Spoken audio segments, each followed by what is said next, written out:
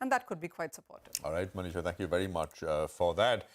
Commodities in focus. Now, let's revisit what's happening with Britannia and, of course, the holding company, which is Bombay Burma. Rub-on effect there, Mangalam?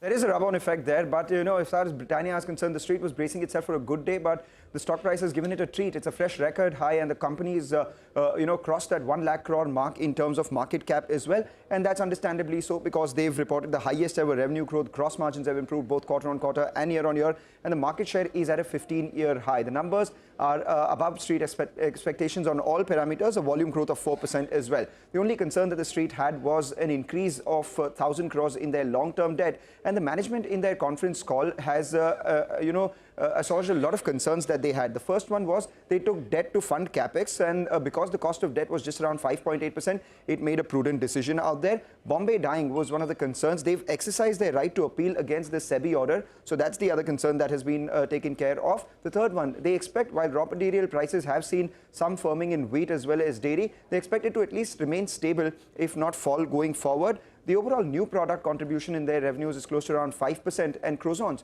could actually do 150 crore in terms of sales by the end of this year. And finally, on the management itself, they've said that the newly appointed ED CEO Rajneet Kohli, who was hired from Jubilant Foodworks, will take full charge of day-to-day operations of the company. So all these things will perhaps, assuage street's concerns, and as a result of which we are seeing the way the stock has moved. And as a result of that, we've also seen Bombay Burma move. They hold about 50.5% stake in the company, worth nearly 50,000 odd crores, and Bombay Burma's own market cap is close to just around that 6,500 crores mark. Okay, all right, Mangalam, thanks a lot for that. Indeed, that's the big mover today. Well, let's focus on